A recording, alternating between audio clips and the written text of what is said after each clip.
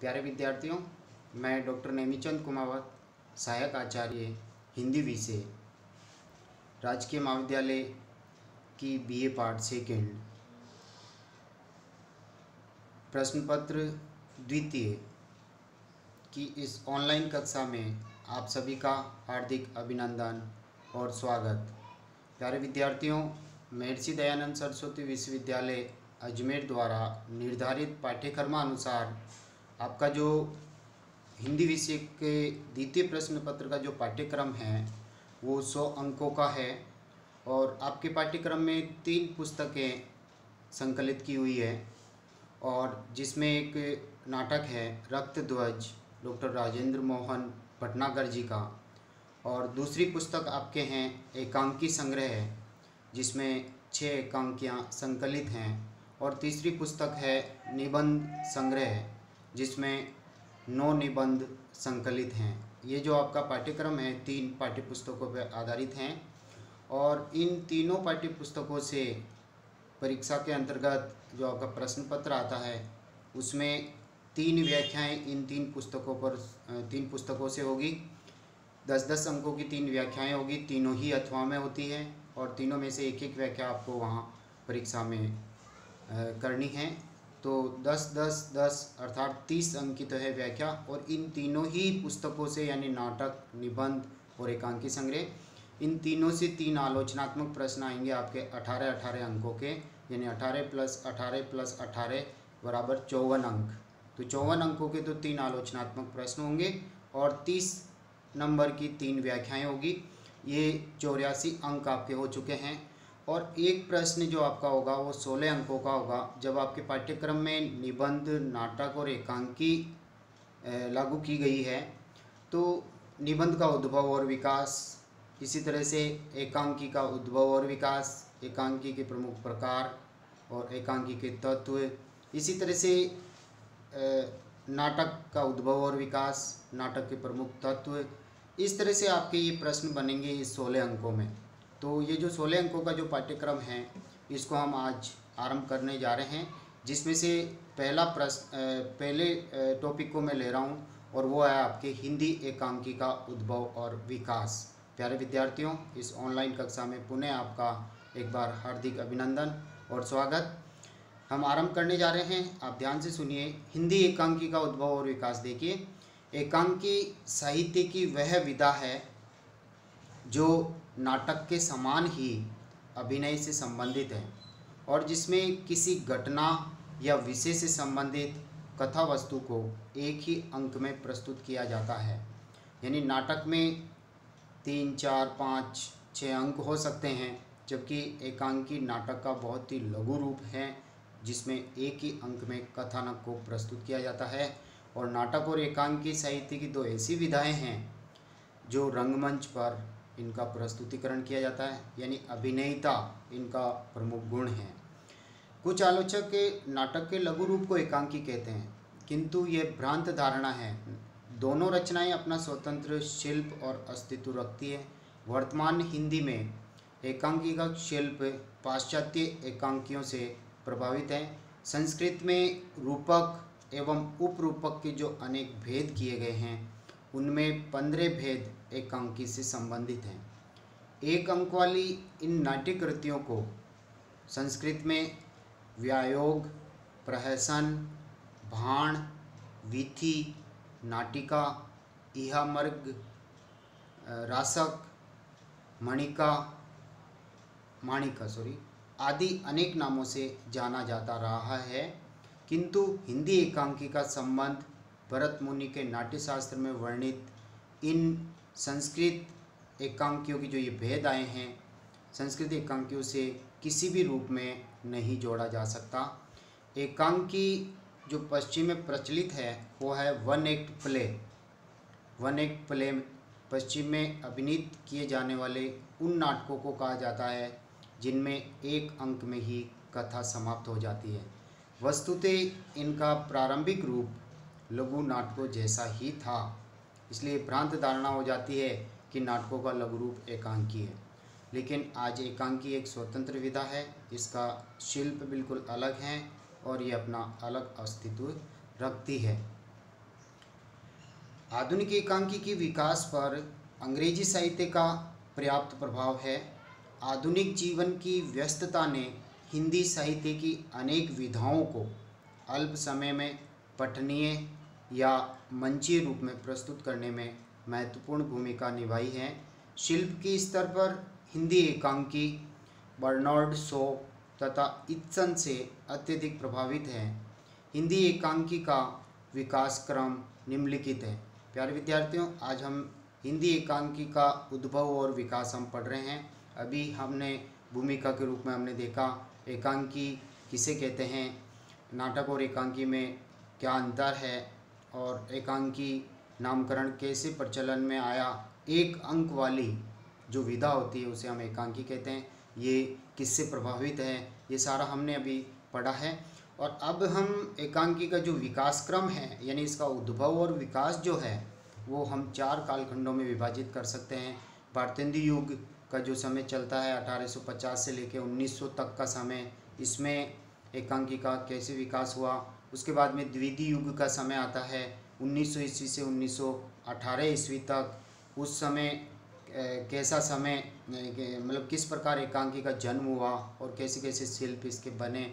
उसके बाद में तीसरा कालखंड आता है प्रसाद युग, यानी प्रसाद जी जो है वो छायावादी कवि हैं, और छायावाद जो समय चलता है 1918 से लेकर के 1936 तक के कालखंड में। तो प्रसाद युग में हम प्रसाद जी के 2 समय के समकालीन एकांकीकारों ने किस तरह से एकांकी को विकसित किया और कौन कौन सी उन्होंने एकांकियाँ लिखी, उनका हम परिचय पढ़ेंगे।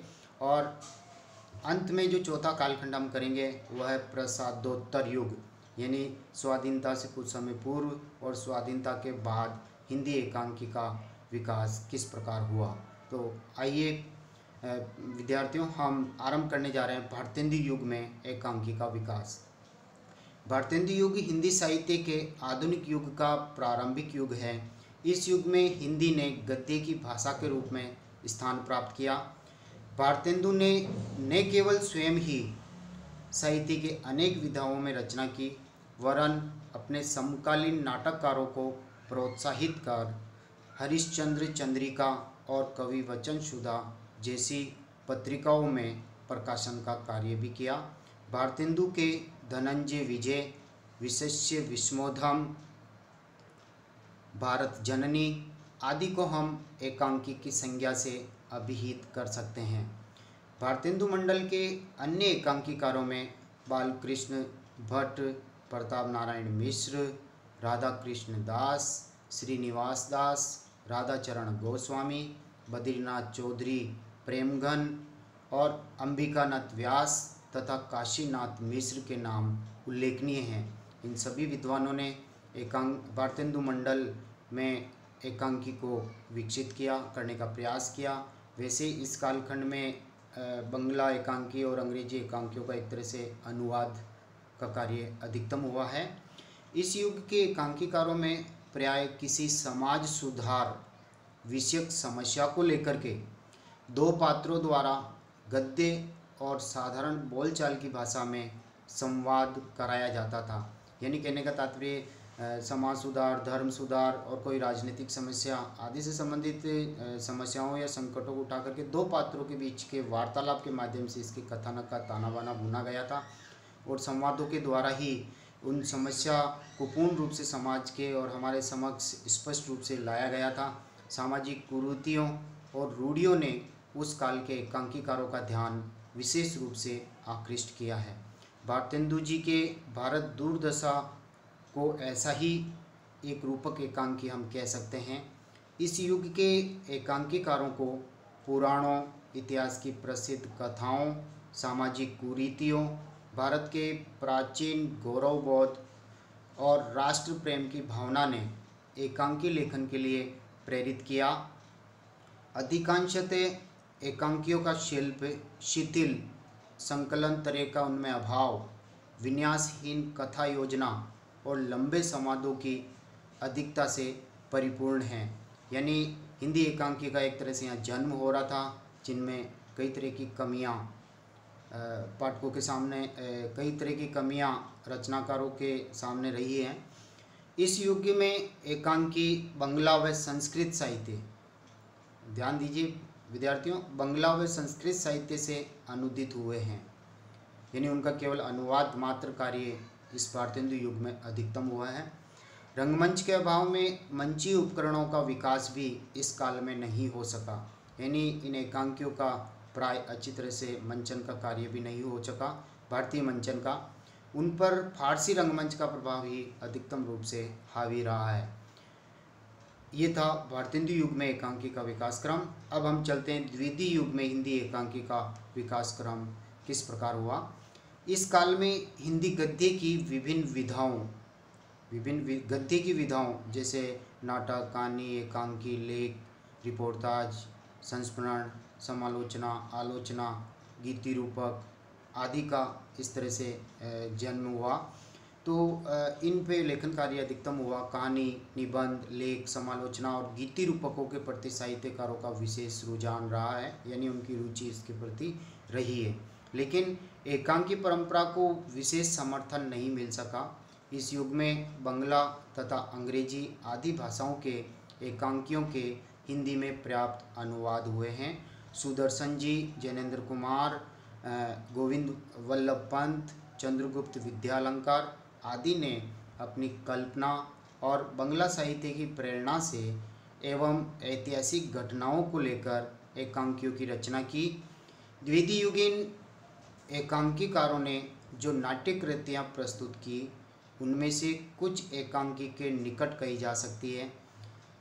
सियाराम शरण गुप्त द्वारा रचित कृष्णा एकांकी, ब्रजलाल शास्त्री द्वारा रचित नीला एकांकी, दुर्गावती एकांकी, श्री राम सिंह वर्मा जी द्वारा रचित रेशमी रुमाल, रूपनारायण पांडेय द्वारा रचित मूर्ख मंडली एवं पांडेय बेचन शर्मा उग्र द्वारा रचित चार बेचारे इसी श्रेणी में रखी जा सकने योग्य एकांकी रचनाएं हैं।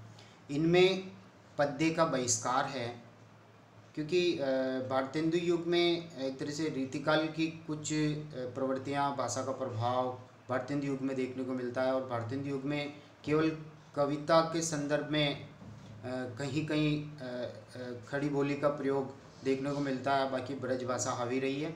इसी तरह से एकांकियों में भी पद्य का प्रयोग किया जा रहा था, लेकिन धीरे धीरे द्वितीय युग में आते आते पद्य का बहिष्कार हुआ। हिंदी भाषा को परिष्कृत करने का प्रयास किया गया, उसको व्याकरण सम्मत बनाया गया। हिंदी भाषा को एक तरह से मानक रूप देने का कार्य द्वितीय युग में हुआ था। तो यहाँ खड़ी बोली हिंदी को महत्व दिया गया है और पद्य का बहिष्कार किया गया तथा कथानक को तीव्र गति से चरम सीमा तक पहुँचाने का प्रयास किया गया। इनमें भी हिंदी एकांकियों के शिल्प का प्राय अभाव ही है। इस युग की एकांकियों में पौराणिकता, राष्ट्रीयता, नैतिकता, आदर्शवादिता और भाषागत परिष्कार की प्रवृत्तियां देखने को मिलती हैं।